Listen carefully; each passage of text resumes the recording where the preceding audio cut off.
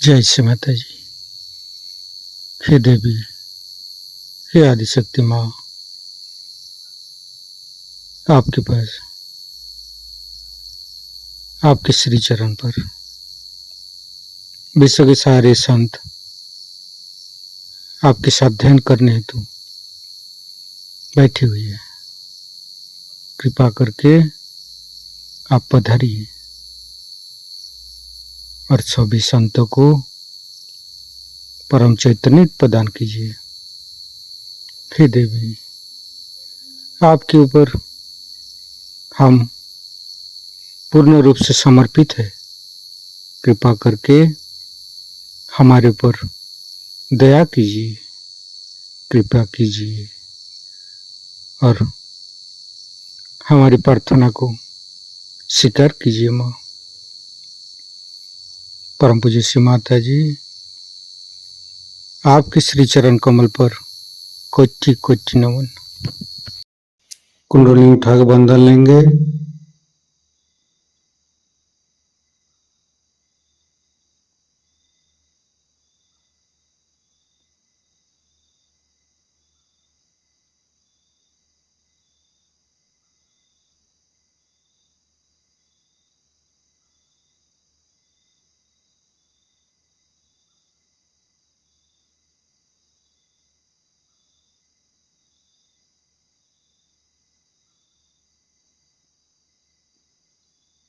तीनों महामंत्र। ओम तमेव साक्षात् श्री महालक्ष्मी महासरस्वती महाकाली त्रिगुणात्मिका कुंडली साक्षात् श्री आदिशक्ति माता जी श्री निर्मला देवी नमो नमः। ओम तमेव साक्षात् श्री कल्की साक्षात् श्री आदिशक्ति माता जी श्री निर्मला देवी नमो नमः। ओम तमेव साक्षात् श्री कल्की साक्षात् श्री सहस्रार स्वामिनी मोक्ष प्रदायिनी माता जी श्री निर्मला देवी नमो नमः। गणेश मंत्र। ओम तमेव साक्षात् श्री गणेश साक्षात् श्री आदिशक्ति माता जी श्री निर्मला देवी नमो नमः। दोनों हाथ खुला हुआ परम पूज्य श्री माता जी के सामने।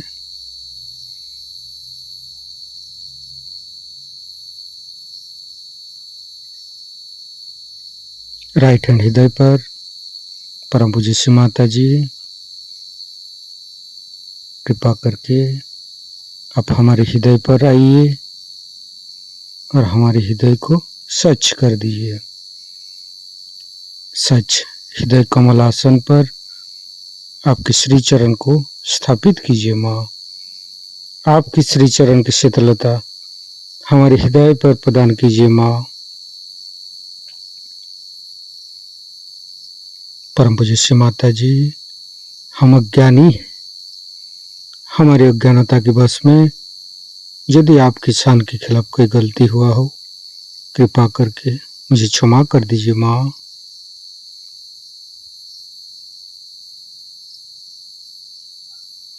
दोनों हाथ श्री माता जी की तरफ। परम पूज्य श्री माता जी, आप ही तो प्रभु गणेश है। कृपा करके हमारे तीनों लाडली सात चक्र में समस्त दोषों को, समस्त रोगों को दूर कीजिए।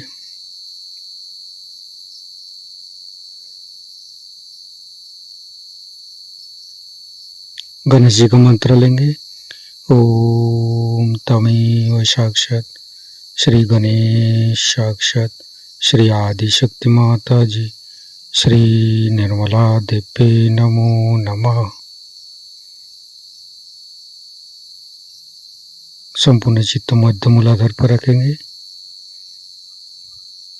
गणेश गौरी माता के मंत्र लेंगे। ओम तमेव साक्षात श्री गणेश गौरी माता साक्षात श्री आदि शक्ति माता जी श्री निर्मला देवी नमो नमः।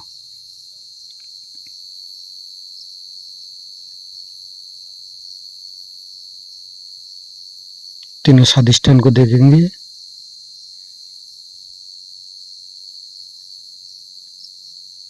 लेफ्ट स्वादिष्ठान, मध्य स्वादिष्ठान,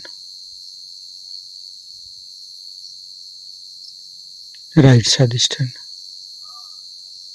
संपूर्ण चित्त लिभार के पास रखेंगे।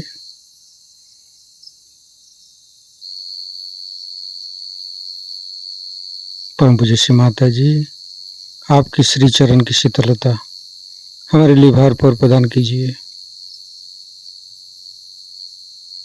चंद्रदेव का मंत्र लेंगे। ओम तमेव साक्षात श्री चंद्रदेव साक्षात श्री आदि शक्ति माता जी श्री निर्मला देवी नमो नमः। हिमालय का मंत्र लेंगे। ओम तमेव साक्षात श्री हिमालय साक्षात श्री आदि शक्ति माता जी श्री निर्मला देवी नमो नमः। संपूर्ण चित्त राइट स्वादिष्ठान पर लिवर के ऊपर ही रखेंगे। गणेश अथर्वशीर्ष पाठ करेंगे। ओम नमस्ते गणपतये तमेव प्रत्यक्षं तत्त्वमसि तमेव केवलं कर्तासि तमेव केवलं धर्तासि तमेव केवलं हर्तासि तमेव सर्वं खल्विदं ब्रह्मासि तं साक्षादात्मसि नित्यं हरितं वच्मि सत्यं वच्मि अवतं माम् अववक्तारम् अवसोतारम् अवदातारम् अवधातारम् अवानुचानमवशिष्यम् अवपश्चातात् अवपुरस्तात् अवोत्तरातात् अवदक्षिणातात् अवचोदातात् अवधरातात् सर्वतो मां पाहि पाहि समन्त्रात् तं वाङ्मयस्तं चिन्मयो तं आनन्दमयस्तं ब्रह्ममयो स्तं सच्चिदानन्दादित्यसि स्तं प्रत्यक्षं ब्रह्मासि स्तं ज्ञानमयो विज्ञानमयोऽसि सर्वं जगदं तत्तो जयते सर्वं जगदं तत्तोत्तिष्ठति सर्वं जगदं त्वयि लयमस्यति सर्वं जगदं त्वयि पत्येति तं भूमिरापो नालो नीलो नमः स्तं चत्वारि वाक्पदानि स्तं गुणत्रयातीतो स्तं देहत्रयातीतो स्तं कालत्रयातीतो स्तं मूलाधारस्थितोऽसि नित्यं स्तं शक्तित्रयात्मक स्तं योगिनो ध्यायन्ति नित्यं स्तं ब्रह्मास्तं विष्णुस्तं रुद्रस्तं इन्द्रस्तं अग्निस्तं वायुस्तं सूर्यस्तं चन्द्रमास्तं ब्रह्मभूर्भुवस्सुरं ज्ञानादिपूर्वमुच्चाय वर्णादि तदनन्तर अनुसारो परतरो अर्धेन्दु उल्लसितं तारेण ऋतं एतत्तव मनुष्यरूपम् अकारो पूर्वरूपम् अकारो मध्यम रूपम् अनुसारो शान्तिरूपम् बिन्दु उत्तररूपम् नादं सन्धानं संगीता सन्धि शैषा गणेशविद्या गणक ऋषि निश्चित गायत्री छंद गणपतिर्देवता। ओम गं गणपतये नमः। एकदंताय विद्महे वक्रतुंडाय धीमहि तन्नो दन्ति प्रचोदयात्। एकदन्तं चतुर्हस्तं पाशमङ्कुशधारिणं रदं च वरदं हस्ते बिभ्राणं मूषकध्वजं रक्तं लम्बोदरं शूर्पकर्णकं रक्तवाससं रक्तगन्धानुलिप्ताङ्गं रक्तपुष्पे सुपूजितं भक्तानुकम्पिनं देवं जगत्तारणमच्युतम् आविर्भूतं च सृष्ट्यादौ प्रकृते पुरुषोत्तरम् एवं धारन्त्यो नित्यं स योगी योगिनो वर। नमो बृहत्पतये नमो गणपतये नमो पमतपतये नमस्ते अस्तु लंबोदराय दंताय विघ्ननाशिने शिवसुताय श्रीवरदमूर्तये नमो नमः। साक्षात् श्री आदिशक्ति माता जी श्री निर्मला देवी नमो नमः।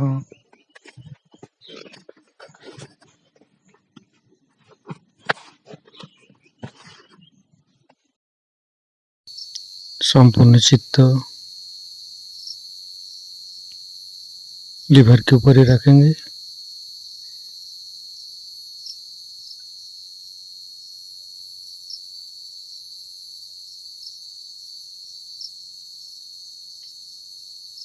फिर तीनों नाभि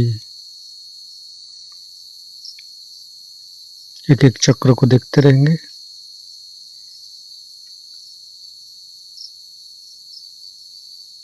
तीनों हृदय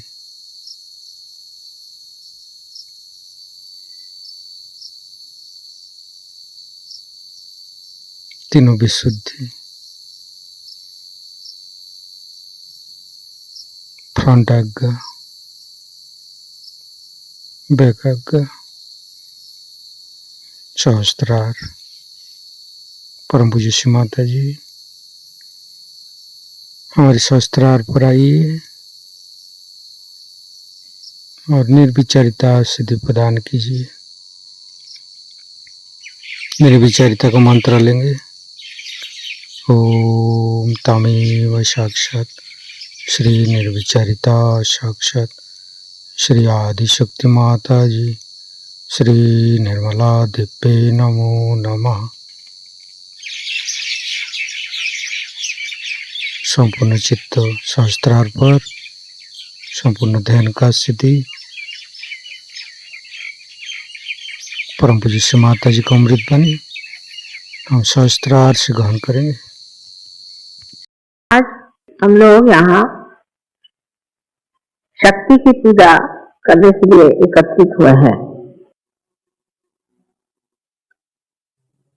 अभी तक अनेक संत साधुओं ने ऋषि मुनियों ने शक्ति के बारे में बहुत कुछ लिखा और बताया और जो शक्ति का वर्णन उन्होंने अपने गद्य में नहीं कर पाए उसे उन्होंने पद्य में किया और उस पर भी इसके बहुत से अर्थ भी जाने। लेकिन एक बात शायद हम लोग नहीं जानते कि हर मनुष्य के अंदर ये सारी शक्तियां सुप्तावस्था में हैं और ये सारी शक्तियां मनुष्य अपने अंदर जागरूक कर सकते। ये सुप्तावस्था की जो शक्तियां हैं उनका कोई अंत ही नहीं, न ही उनका कोई अनुमान कोई दे सकता, क्योंकि ऐसे ही 35 कोटि तो देवता आपके अंदर विराज है। उसके अलावा न जाने कितनी शक्तियां को चला रहे हैं। लेकिन इतना हम लोग समझ सकते हैं कि जो हमने आज आत्म साक्षात्कार को प्राप्त किया है तो उसमें जरूर कोई न कोई शक्तियों का कार्य हुआ। उस कार्य के बगैर आप आत्म साक्षात्कार को नहीं प्राप्त कर सकते। ये आत्म साक्षात्कार को प्राप्त करते वक्त हम लोग सोचते हैं ये सहज में हो गया, पर सहज में दो अर्थ।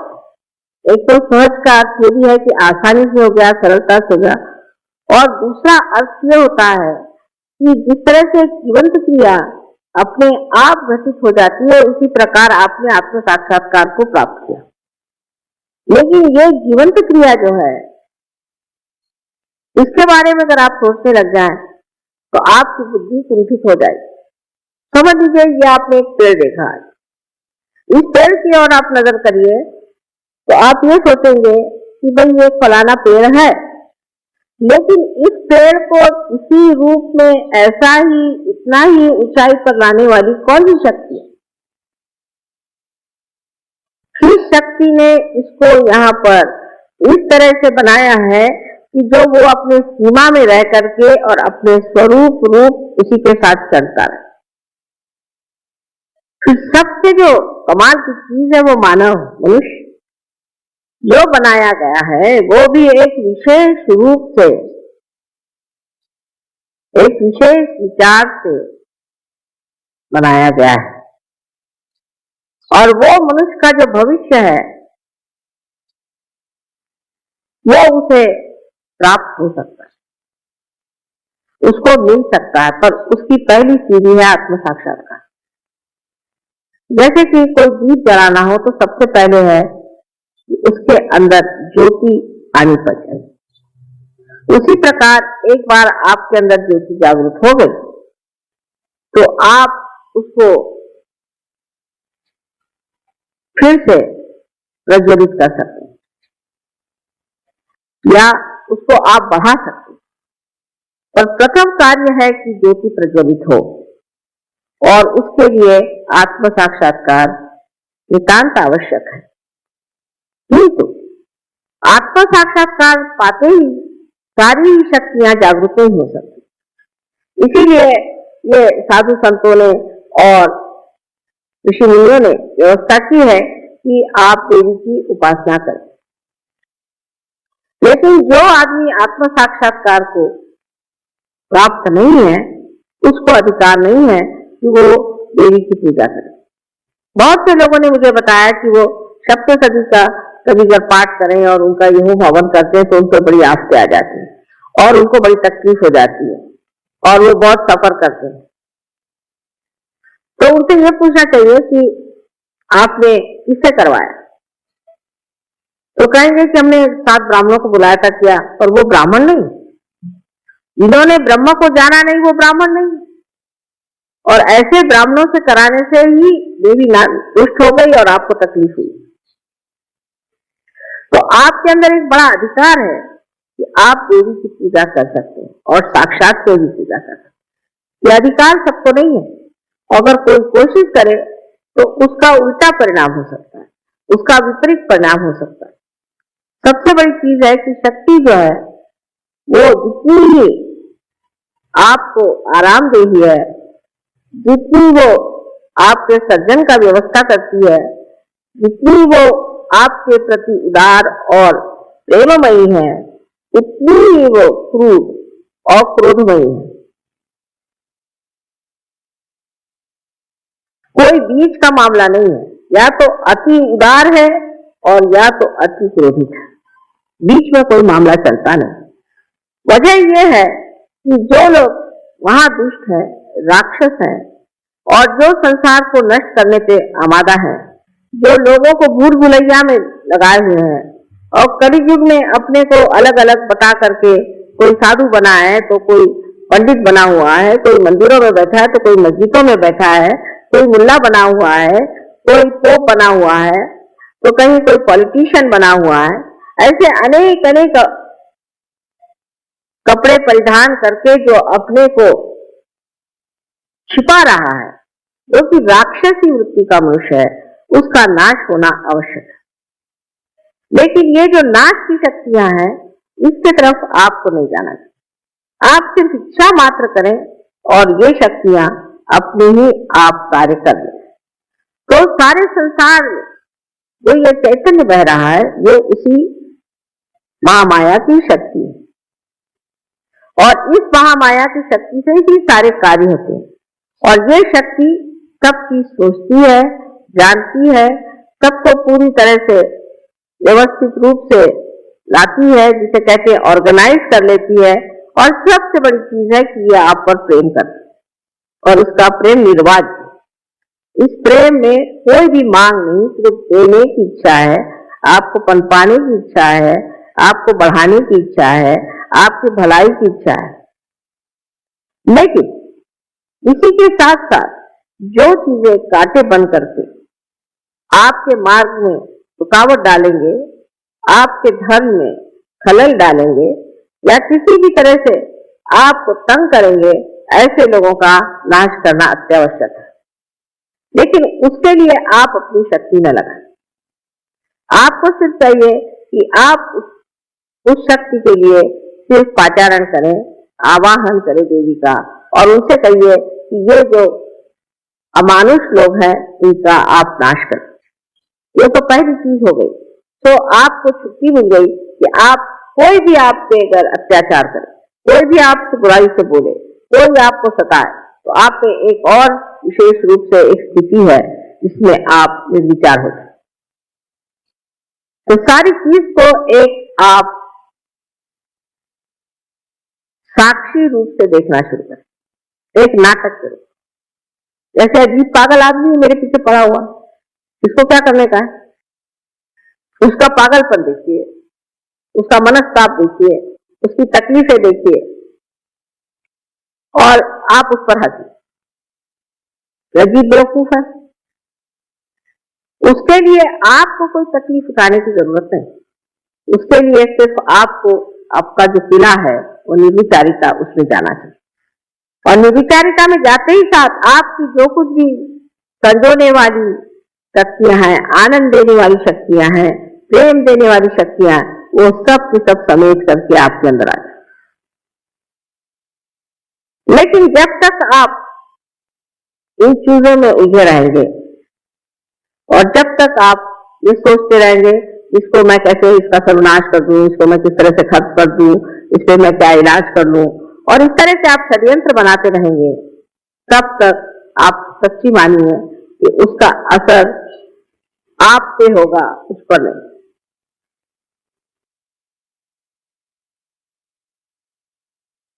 रामदास स्वामी ने कहा है कि अल्पधारिष्ट पाए, माने आपका थोड़ा सा जो धीरज है उसको परमात्मा देखता है। लेकिन आपके अंदर इतनी ज्यादा शक्तियां हैं, इतनी ज्यादा शक्तियां हैं कि उनको पहले आपको पूरी तरह से प्रफुल्लित करना चाहिए, उसको जगाना चाहिए, उनको जानना चाहिए, अपने प्रति एक तरह का बड़ा आदर रखना चाहिए। अब ये शक्तियां नष्ट होती हैं, सदयोगों में भी जागती है फिर नष्ट हो जाती है, जागती है फिर नष्ट हो जाती है। उसकी क्या वजह? एक बार जगी हुई शक्ति क्यों नष्ट होती? जैसे कि एक मनुष्य में आसक्ति है कि वो बड़ा भारी कला में निपुण हो गया, स्वयोग में आने से बहुत से लोग कला में निपुण हो गए, कला के बारे में जान गए, उनमें एक तरह की बड़ी चेतना आ गई, उनका सृजन बहुत बढ़ गया। लोग देख के कहते हैं कि वाह, एक कलाकार ऐसा है कि समझ ही नहीं आता, पर फिर वो उसी कला में उलझ जाता है, फिर उसकी शोहरत हो गई, नाम हो गया, उसी में उलझते जाता है। जब वो उलझ जाता है इस चीज में, तब फिर उसकी शक्तियां नष्ट हो जाती हैं, क्योंकि उसकी शक्तियां भी उसमें उलझ जाती हैं। जैसे कि मैंने पहले भी बताया था कि किसी पेड़ के अंदर बहता हुआ उसका जो प्राण रस है वो हर चीज में, हर पत्ते में, हर डाली पर, हर फूल में, हर शय में घूम घाम करके वापस लौटा है। उसी प्रकार जो भी आपके अंदर शक्तियां आज प्रवाहित हैं और जिन शक्तियों के कारण आप आज कार्यान्वित हैं, ये सारी ही चीजें आपको जानना चाहिए कि इस शक्ति का ही प्रादुर्भाव है और उसमें आपको उलझने की कोई जरूरत नहीं। आप उसमें एक निमित्त मात्र बीच में हैं और जब आप ये समझ जाएंगे कि हम निमित्त मात्र हैं, तो ये आपकी शक्तियां कभी भी दुर्बल नहीं होंगी और कभी भी नष्ट नहीं होंगी। इसी प्रकार अनेक बार मैंने देखा है कि सहयोगियों का चित्त जो है वो ऐसी चीजों में उलझते जाता है। कोई चीज से भी वो बड़प्पन में आ जाए, कोई भी चीज से उन्होंने बहुत प्रगति पा ली। आप जानते हैं कि बहुत से स्टूडेंट जो कि क्लास में कुछ नहीं कर पाते थे, फर्स्ट क्लास में आने लग गए, सब कुछ बहुत अच्छा हो गया, तो फिर वो कभी सोचने लग जाए कि वाह हम तो कितने बड़े हो गए। जैसे ही ये सोचना शुरू हो गया, वैसे ही ये शक्तियां आपकी खत्म हो गई और गिरती जाए। अब सोचना ये है कि हमें क्या करना। अगर समझ लीजिए किसी आदमी का एकदम बिजनेस बढ़ गया, या उसको खूब रुपया मिलने लग गया, या उसके पास कोई विशेष चीज आ गई, तो उसे क्या करना चाहिए? उसे पूरी समय सतर्क रहना चाहिए और यही कहना चाहिए कि माँ ये आप ही कर रहे हैं, हम कुछ नहीं कर रहे, ये आप ही की शक्ति कार्यान्वित है, हम कुछ नहीं कर रहे। बहुत जरूरी कि आप सतर्क रहें, क्योंकि उसके बाद जब आपकी शक्तियां खत्म हो जाएंगी तो आप खुद ही कहेंगे कि माँ सब चीज डूब गई, सब खत्म हो गया। ये कैसे? जो शक्ति कार्य कर रही है उसको कार्यान्वित होने। जैसा एक पेड़ है, समझ लीजिए, उस पेड़ के पत्ते कैसे गिरते हैं आपने सोचा है? उसमें बीच में एक बुझ के जैसी, जिसे कॉर्क कहते हैं, बीच में आ जाता है। पत्ते और पेड़ के बीच में एक कॉर्क आ जाता है, उसके पास कुछ शक्ति आती नहीं तो वो गिर जाता है पत्ता। इसी प्रकार मनुष्य का भी होता है कि आज उसकी शक्ति एक महान शक्ति से जुटी हुई और वहां से वो उसे प्राप्त कर रहा है, लेकिन जैसे ही वो अपने को कुछ समझने लग जाए या उसके अहंकार में बैठ जाए या उसकी जो अनेक तरह की गतिविधियां हैं, जिस तरह से कंपटीशन, ये वो, उसमें उलझता जाए तो उसके बीच में एक दरार पड़ जाती है और उस दरार के कारण वो मनुष्य फिर उसे प्राप्त नहीं कर सकता जो उसे प्राप्त किया हुआ, क्योंकि वो तो एक निमित्त मात्र था, लेकिन जो शक्ति अंदर उसके अंदर बह रही थी वो शक्ति ही बीच में कट गई। जैसे कि अभी इसकी शक्ति कट जाए तो शायद मेरा लेक्चर ना बंद हो, पर ऐसे हो सकता है। इसलिए हमको एक बात को खूब अच्छे से जान लेना चाहिए कि हमारे अंदर जो शक्तियां जागृत हुई हैं और जो कुछ भी हमारे अंदर की विशेष स्वरूप की व्यक्तित्व को प्रकट करने वाली जो नई आभा हमें दिखाई दे रही है, इस शक्ति को हमें रोकना नहीं चाहिए। इसके ऊपर हमें यह नहीं सोचना चाहिए कि हम कुछ बहुत बड़े हो गए या हमने कुछ बहुत बड़ा पा लिया। दूसरी तरफ से ऐसा भी होता है कि जब ये शक्ति आपके अंदर जागृत हो जाती है, उस वक्त आप में एक तरह का उदासीपन भी आ सकता, इस तरह का कि अभी दूसरे साहब तो इतने पहुंच गए, हम तो वहां पहुंचे नहीं, उन्होंने ये कर लिया, हमने ये किया नहीं, और हर तरह से आदमी उलझते जाता है। और उसमें कुछ लोग ऐसे भी होते हैं जो छोटी छोटी बातों पर ही अपने को दुखी मानते हैं, बहुत छोटी बातों पर। जैसे अब सबको बैग मिला, मुझको बैग नहीं मिला। जब हम गणपतिपुरे में हमें बड़े अजीब अजीब अनुभव हुआ है कि लोग आए कहने लगे कि माता जी हमको एक चीज का डब्बा दे दो। मैंने कहा भाई ये भी कोई तरीका हुआ। दूसरे ने कहा कि आपने मुझे इतना दिया लेकिन उसको नहीं दिया। इसको बात हुई उस मौज में और आनंद में, ये सब सोचने की बात ही नहीं है।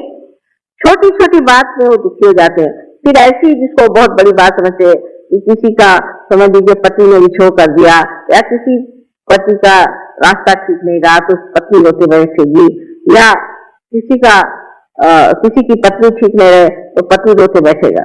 अब भाई आपकी कितने बार शादियां हो चुकी पहले जन्म में, और अब इस जन्म में एक शादी हुई है, चलो इसको किस तरह से खत्म करो। उसी के पीछे में आप लोग रात दिन परेशान रहो कि मुझ पर ये दुख आ गया, मेरे बच्चे का ऐसा हो गया, मेरे बच्ची का ऐसा हो गया, उसका ऐसा हो गया, उसका ऐसा हो गया। इसका कोई अंत है? इसको कोई पार कर सकता है? क्योंकि इतनी छोटी सी चीज है कि वो तो पकड़ ही नहीं आती। इतनी शुद्र बात है कि वो मेरी पकड़ी भी नहीं आती कि उसको क्या, आप कोई भी आएगा तो ऐसी छोटी छोटी बातें मुझे बताते हैं, मुझे बड़ी हंसी आती और मैं चुपचाप सुनती रहती। लेकिन मैं कहती हूँ कि आप सोचोगी सागर से जैसा तो आपका हृदय मैंने बना दिया और हिमालय से जैसा आपका मैंने मस्तिष्क बना दिया, और आप ये क्या चुटुर पुटुर बातें कर रहे हो कि जिसका कोई मतलब ही नहीं रहता। इसकी बात उसकी बात दुनिया भर की फालतू की बातें करना, और जो सहज की बात है वो बहुत कम होती है, उसमें मौन लगता है। तो सहज में तो कुछ हमने जान ही नहीं दिया, तो सहज में तो मौन हो जाता है। अभी मैंने सुना कि पूना में लोग जरा कम आने लग गए हैं ध्यान में, क्योंकि महाभारत शुरू हो गया है। मैंने तो अभी तक देखा ही नहीं है महाभारत, जो एक देखा है वही काफी, अब देखने की क्या जरूरत है। अब अपने को दूसरा महाभारत करने का है, और महाभारत देख के बैठे हो। अबे ऐसा ही आपको महाभारत देखने का शौक है तो उसकी वो फिल्म मंगा लेना, देख लेना, लेकिन पूजा छोड़ करके और आपका सेंटर छोड़ करके आप महाभारत देखते हैं तो आपकी वो शक्ति कहाँ दिखेगी? वो महाभारत में चली गई। वो महाभारत होके हजारों वर्ष हो गए, उसी के साथ वो भी खत्म हो गए। तो ये जो मनोरंजन पर भी लोगों का एक बड़ा ध्यान रहता है, किस चीज से हमारा मनोरंजन हो, ऐसा ही हर एक चीज में मनुष्य उलझते जाता है। तो कोई भी चीज अति में जाना ही सहज के विरोध में पड़ती है। जैसे अब म्यूजिक का शौक है तो म्यूजिक ही फिर ध्यान भी नहीं करने का, म्यूजिक में पड़ा, वो मनोरंजन है। फिर कविता में पड़ गए तो कविता में ही उलझ गए। कोई भी चीज में अतिशयता में जाना ही सहज से विरोध में जाना है। इस बात को आप गांठ बांध के रखें। और दूसरी चीज कि जो हमारी शक्तियां उनको सम्यक होना चाहिए, तभी हमें सम्यक ज्ञान मिलेगा, माने इंटीग्रेटेड नॉलेज। पर एक ही चीज के पीछे में आप पड़े रहे और एक ही चीज को आप देखते रहे तो आपको इंटीग्रेटेड नॉलेज नहीं हो सकता है, आपको सम्यक ज्ञान नहीं हो सकता है, आपको एक चीज का ज्ञान होगा। अब जैसे मैंने देखा है कि बहुत सी लेडीज होती है, बड़ी पढ़ी लिखी होती है, बहुत बड़े से, पर कभी अखबार नहीं पढ़ती, उनको दुनिया में पता ही नहीं कि क्या हो रहा है। उनसे किसी के बारे में पूछिए तो कह भाई वो कौन थे हमें पता नहीं। रहे आदमी लोग तो उनका ऐसा है कि उनको सिर्फ ये मालूम है कि कौन सा खाना अच्छा बनता है, किसके घर में अच्छा खाना बनता है, किसके घर जाना चाहिए अच्छा खाने के लिए। खाने के मामले तो हिंदुस्तानी बहुत ही ज्यादा उलझे हुए लोग हैं, बहुत ज्यादा। और औरतें भी ऐसी हैं कि बेवकूफ बनाने के लिए अच्छे अच्छे खाने खिला करके उनको ठिकाने लगाती हैं। इसमें दोनों की शक्तियां उलझ जाती, दोनों। रात दिन ये खाने के बारे में, मुझे आज ये खाने को चाहिए, मुझे आज ये खाने को चाहिए, मैं ये टाइम से खाऊंगा, मैं वो टाइम से खाऊंगा, ये करूंगा। उधर औरतें आदमियों को खुश करने के लिए वही धंधे करती रहती, उसमें औरतों की शक्ति भी नष्ट होती है और आदमियों की भी शक्ति नष्ट होती है। इसलिए मैंने ये तरीका निकाला है कि सहज योगियों को सबको खुद खाना बनाना है। और अगर किसी ने कहा कि मुझे ये खाने के लिए तो आप ही बनाइए, हालांकि उसके बाद सबको भूखा ही रहना पड़ेगा, कोई हर्ज नहीं। आपको कहना कि अच्छा आपको ये चीज खानी है तो आप ही इसको बना दीजिए तो बड़ा अच्छा रहेगा। फिर आप जब आप बनाना शुरू करेंगे तब आप समझेंगे कि ये चीज क्या है। क्योंकि किसी भी चीज को टीका टिप्पणी करनी तो बहुत आसान चीज है, किसी चीज को अच्छा कहना बुरा कहना बहुत ही आसान चीज, लेकिन वो खुद जब आप करने लगते हैं तो पता चलता है कि ये टीका टिप्पणी हम जो कर रहे हैं ये बिल्कुल बेवकूफी है, क्योंकि हमें कोई अधिकार नहीं। तो इस कदर की छोटी छोटी चीजों में भी लोग मुझे आके बताते हैं, मुझे बड़ा आश्चर्य होता है। आप अब साधु हो, आपके अंदर सबसे बड़ी जो शक्ति आई है वो ये, आप कोशिश करके, और मैं जो बात कहती हूँ इससे आपको प्रचिति आएगी, कोशिश करके देखिए। आप जमीन पर सो सकते हैं, आप रास्ते पर सो सकते हैं, आप 10-10 दिन भी भूखे रह जाए आपको भूख नहीं लगे, आप कैसा भी खाना उसे खा लेंगे, आप कुछ नहीं करेंगे। इसमें आप हमारे प्रदेश के सहयोगियों को देखिए किस हालत में रहते हैं, किस परेशानी में रहते हैं। हमें कुछ वहां पर हिंदुस्तानी सहयोगियों ने बताया कि ब्रह्मपुरी में इंतजाम इस वक्त ठीक नहीं रहा, लोगों का दिमाग ही खराब हो गया था क्योंकि आप नहीं गए, तो बहुत तकलीफ हुई उनको खाने पीने की और कुछ अच्छा नहीं लगा, ऐसा बताया। तो मैंने उन लोगों से जाके पूछा कि भाई सबसे ज्यादा तुमको कहाँ मजा आया? तो उन्होंने कहा ब्रह्मपुरी में सबसे ज्यादा मजा।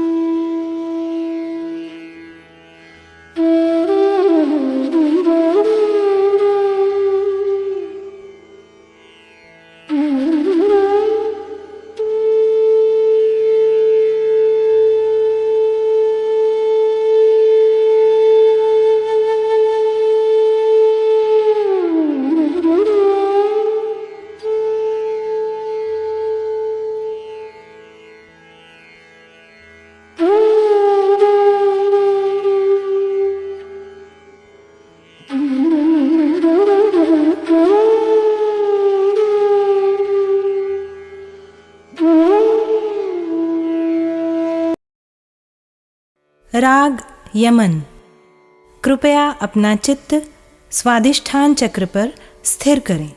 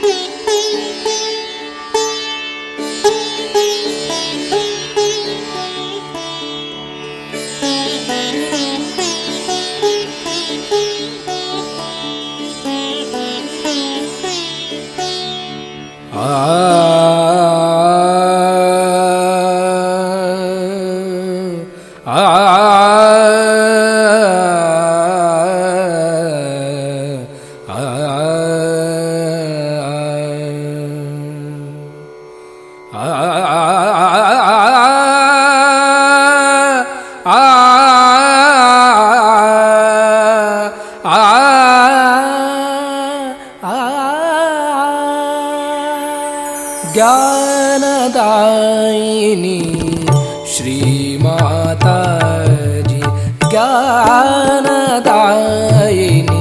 श्री माता जी, ज्ञानदायिनी श्री माता जी।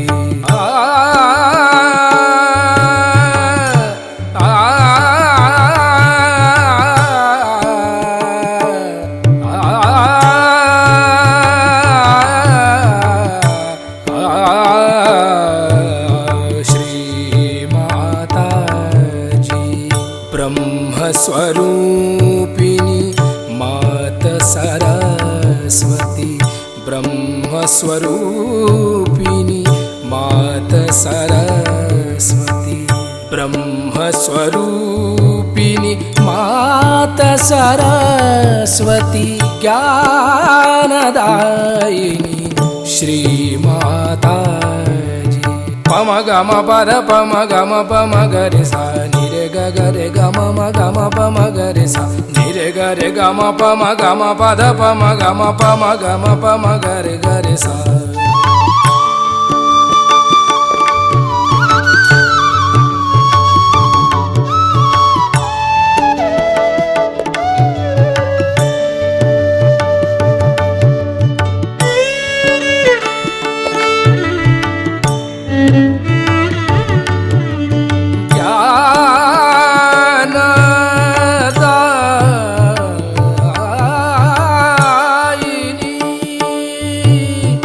श्री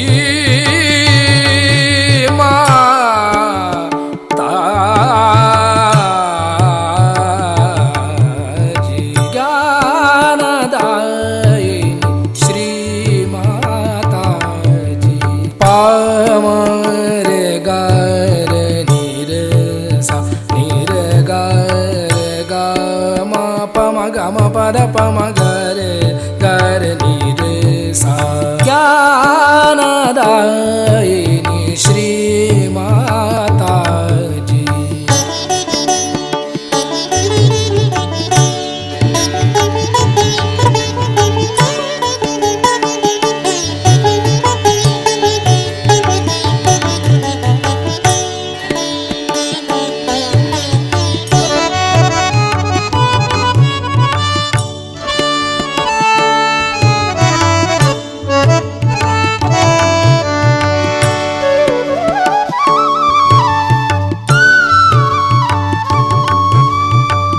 निर्मल विद्या कावर दो माँ, निर्मल विद्या कावर दो माँ, निर्मल विद्या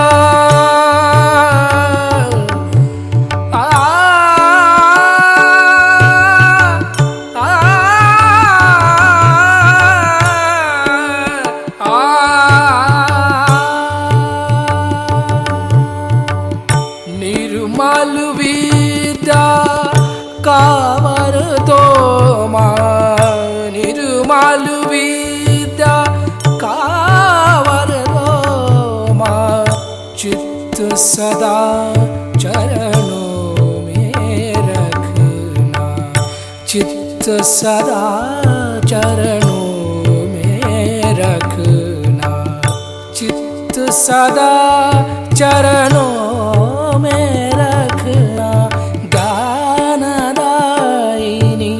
श्री माता जी, ज्ञानदायिनी श्री माता जी, ज्ञानदायिनी ज्ञानदायिनी ज्ञानदायिनी श्री माता जी। ओ त्वमेव साक्षात् श्री ब्रह्मदेव सरस्वती साक्षात् श्री आदिशक्ति माता जी, श्री निर्मला देवे नमो नमः।